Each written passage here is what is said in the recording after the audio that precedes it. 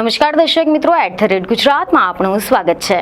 Asiatic સિંહો માટેનું એકમાત્ર નિવાસસ્થાન છે ગુજરાતનું ગીર નેશનલ પાર્ક અને પાનિયા મતિયાળા અભયારણ્ય સહિતના કેટલાય સૌરાષ્ટ્રના દરિયાકાંઠાથી લઈને જંગલો, ખેતરો, ગામ, પાદરમાં સાવજો વિહરે છે।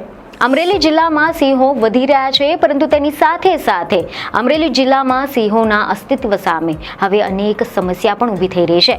જી હા, અમરેલીના જાફરાબાદ રેન્જમાં ઉપરા છાપરી 3 સિંહ બાળના અચાનક જીવ ગયા હતા। આના કારણે વન વિભાગમાં ખળભળાટ મચી ગયો હતો। એટલું જ નહીં, આની પહેલા 3 સિંહ બાળના જીવ ગયા અને બાદમાં વધુ એક સિંહણનો જીવ ગયો છે। આ રીતે કુલ 4 જેટલા જીવ જવાથી વન વિભાગ સફાળું જાગ્યું છે। વન વિભાગે એક જ ગ્રુપના 6 જેટલા બચ્ચા અને 2 સિંહણોને પાંજરે પૂરી તેમના વિવિધ પ્રકારના લેબોરેટરી ટેસ્ટ કરવાની કવાયત હાથ ધરી છે। આની સાથે જ ગાંધીનગરથી PCCF, જૂનાગઢ CF, રામ રતન નાલા અમરેલી પહોંચ્યા હતા અને સિંહોને બચાવવા માટે વિશેષ પ્રયાસો શરૂ કરવામાં આવ્યા હતા। હાલ તો આ બાળ સિંહ અને સિંહણને એનિમિયા અને નિમોનિયાના મુખ્ય કારણ હોવાનો વન વિભાગનો દાવો કરવામાં આવ્યો છે। આની સાથે જ ગીર પૂર્વ શેત્રુંજી ડિવિઝનમાં કેટલાક સિંહોના જીવ કેવી રીતે ગયા હતા તેને લઈને પણ તપાસ કરવામાં આવી રહી છે। મહત્વનું છે કે એવા સમાચાર સામે આવ્યા હતા કે કાગવદર વિસ્તારમાં 27 જુલાઈ અને 28 જુલાઈના રોજ એક સિંહ બાળ અને ત્યારબાદ 30 જુલાઈએ વધુ એક સિંહ બાળનો જીવ ગયો હોવાનું ધ્યાને આવ્યું હતું। જેના બાદમાં જ ગઈકાલે ફરી એકવાર એવા સમાચાર સામે આવ્યા કે એક સિંહણનો પણ અકાળે જીવ ગયો હતો। અને આમ અમરેલી જિલ્લામાં આવેલા જાફરાબાદ રેન્જમાં આ રીતે ઉપરા છાપરી સિંહોના જીવ જતા અનેક પ્રકારના સવાલો થઈ રહ્યા છે। એટલું જ નહીં, પરંતુ આ ઘટનાના કારણે વન વિભાગમાં પણ ભારે ખળભળાટ મચી ગયો હતો। આ ઘટનાના કારણે સિંહ પ્રેમીઓમાં પણ ચિંતા વ્યાપી ગઈ હતી। પ્રશ્ન તો એ થઈ રહ્યો છે કે આખરે આ રીતે અચાનક સિંહોના અગમ્ય કારણોસર જીવ કેમ જઈ રહ્યા છે? તો હવે એવા અહેવાલ સામે આવી રહ્યા છે કે વન વિભાગે 2 સિંહણ અને તેમની સાથે એ જ ગ્રુપમાં 9 જેટલા સિંહ બાળને પાંજરે પૂર્યા હતા।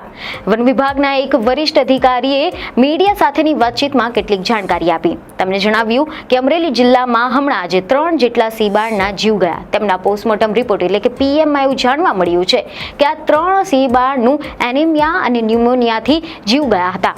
આ ત્રણેય બચ્ચા 3 થી 4 મહિનાના ઉંમરના હતા। આ ઘટનાને અસામાન્ય ન કહી શકાય, કારણ કે જન્મેલા બધા જ બચ્ચા સ્વસ્થ રીતે મોટા થઈ શકતા નથી। આ એક કુદરતી ક્રમ છે। પ્રાથમિક અહેવાલો તો એવા પણ સામે આવ્યા હતા કે આ બચ્ચામાં કોઈ ઝડપથી ફેલાતો ચેપી રોગ નથી, પરંતુ કુદરતી રીતે તેમની નબળાઈના કારણો છે। આ ઘટના બનતા તકેદારીના ભાગરૂપે વન વિભાગના અધિકારીઓ અને કર્મચારીઓ સતર્ક થઈ ગયા હતા। તેમણે સિંહના તે ગ્રુપમાં રહેલા અન્ય સિંહોને રેસ્ક્યુ કરવાનો નિર્ણય લીધો હતો, જેમાં વન વિભાગે કાગવદર અને બાલાની વાવ ગામો વચ્ચે પાંજરા ગોઠવ્યા હતા અને સિંહણો તેમજ સિંહ બાળોને તેમાં પૂરી દેવાના પ્રયાસ કર્યા હતા। સાવચેતીના પગલા રૂપે તે ગ્રુપના અન્ય બચ્ચા અને સિંહણોને રેસ્ક્યુ કરી તેમની તબિયતની ચકાસણી લેવાનો નિર્ણય કર્યો હતો। વન વિભાગ પાંજરા ફિટ કરીને તે જ દિવસે તે જ ગ્રુપના બાકી રહેલા અન્ય 6 જેટલા બચ્ચા અને 2 સિંહણોને તેમાં પૂરવામાં સફળતા રહી હતી। રેસ્ક્યુ કર્યા બાદ તેમના સ્વાસ્થ્યની તપાસ માટે 6 બચ્ચા અને 2 સિંહણોને જાફરાબાદ નજીક આવેલા બાબરકોટના વાઇલ્ડ લાઇફ રેસ્ક્યુ સેન્ટર ખાતે લઈ જવામાં આવ્યા હતા અને હજુ પણ તે વેટરનરી ડોક્ટર અને વન વિભાગના સ્ટાફની દેખરેખ હેઠળ છે। આની સાથે જ વન વિભાગના અધિકારીએ જણાવ્યું હતું કે સુરક્ષિત સિંહ બાળને થોડા જ સમયમાં છોડી દેવામાં આવશે। આમાંથી એક સિંહ બાળમાં હિમોગ્લોબિનનું સ્તર ઓછું જોવા મળ્યું હતું, જેથી તેને લોહી ચડાવવામાં આવ્યું હતું અને હવે તેની સ્વાસ્થ્યમાં સુધાર આવવા જઈ રહ્યો છે। અમરેલીમાં આવેલા ગીરના જંગલોમાં સિંહોની વસવાટ વધારે હોય છે, જેથી સિંહોની સાર સંભાળ રાખવી એ અનિવાર્ય બની જાય છે। તો બીજી તરફ આ ઘટનાના મામલે હવે રાજકારણ પણ ગરમાયું છે। રાજુલા જાફરાબાદના ધારાસભ્ય હીરા સોલંકીએ વનપ્રધાન મુળુ બેરાને પત્ર લખીને ગંભીર સવાલો ઉઠાવ્યા હતા। જી હા, એવા અહેવાલો મળ્યા છે કે જાફરાબાદના ધારાસભ્ય બાદ હવે ધારી બક્સરાના ધારાસભ્ય JV કાકડિયાએ પણ તાજેતરમાં જ વનપ્રધાન મુળુભાઈ બેરાને પત્ર લખીને ગીર વિસ્તારમાં સિંહોના અકાળે જીવ જવાના મામલે વન વિભાગની કામગીરી સામે અનેક પ્રકારના ગંભીર સવાલો ઉઠાવ્યા છે. પાલીતાણા, શેત્રુંજી ડિવિઝન અને ધારી પૂર્વ ગીર ડિવિઝનમાં સિંહો, ખાસ કરીને સિંહ બાળના જે જીવ ગયા છે, આ મુદ્દે વન વિભાગની કાર્યવાહી પર સવાલો ઉભા થયા છે. ધારાસભ્ય કાકડિયાએ પત્રમાં જણાવ્યું કે વન વિભાગના નિયમો અનુસાર ટ્રેકર અને અન્ય અધિકારીઓ દ્વારા વન વિસ્તારમાં સતત દેખરેખ રાખવામાં આવે છે. તેમ છતાં પણ સિંહ બાળના જે પ્રકારે જીવ ગયા છે તેના કારણોસર ધ્યાને આવ્યા નથી. તેમણે આ બાબતને અતિ ગંભીર ગણાવી હતી અને ભારપૂર્વક કહ્યું હતું કે જો વન વિભાગ દ્વારા સમયસર સિંહોની તપાસણી કરવામાં આવી હોત તો આ પ્રકારની ઘટના અટકાવી શકાઈ હોત. જોકે કાકડિયાએ આના અગાઉ જ દીપડાના હિંસક હુમલાથી થયેલા માનવના જીવ ગયા હોવાનો પણ ઉલ્લેખ કર્યો હતો, જેમાં પણ વન વિભાગની નિષ્કાળજી સ્પષ્ટપણે દેખાઈ હતી. તેમણે સ્પષ્ટ શબ્દોમાં જણાવ્યું હતું કે વન વિભાગની કામગીરી હાલની તકે સંતોષકારક હોય તેવું નથી જણાતું. એશિયાઈ સિંહો સમગ્ર વિશ્વમાં માત્ર ગુજરાતના ગીર વિસ્તારમાં જોવા મળે છે, ત્યારે તેમના જતન, સંવર્ધન અને સુરક્ષાની જવાબદારી એ માત્ર વન વિભાગની જ નથી પરંતુ દરેક નાગરિકની પણ છે. ધારાસભ્યએ વનપ્રધાનને આ મામલે ગંભીરતાથી ધ્યાન આપી વન્ય પ્રાણીઓના રક્ષણ માટે પૂરતા પગલાં લેવાના સૂચન કર્યા હતા. તો બીજી તરફ આ ઘટનાના પગલે સ્થાનિકોમાં પણ રોષ ફેલાયો છે. મહત્વનું છે કે રાજ્ય સરકારના વન વિભાગ દ્વારા દર 5 વર્ષે સિંહોની વસ્તી ગણતરી કરવામાં આવે છે. તાજેતરમાં જ વન વિભાગ દ્વારા એશિયાઈ સિંહોના 16મો વસ્તી અંદાજ 2025 10 મેથી 13 મે દરમિયાન 2 તબક્કામાં યોજવામાં આવ્યો હતો.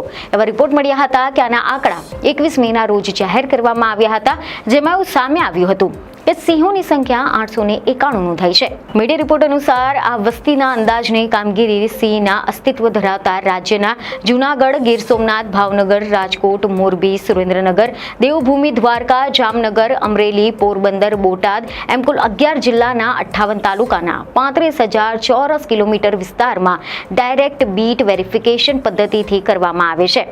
સરકારે 16મી સિંહ વસ્તી ગણતરી 2025ના આંકડા જાહેર કર્યા હતા.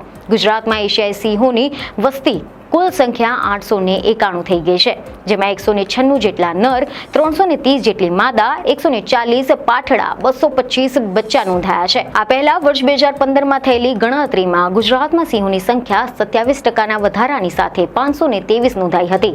જેમાં પણ જોવા જેવી વાત તો એ છે કે આ સિંહોની વસ્તી ગણતરીમાં આવેલા આંકડાઓ અનુસાર અમરેલી જિલ્લામાં વધુ સિંહો નોંધાયા છે.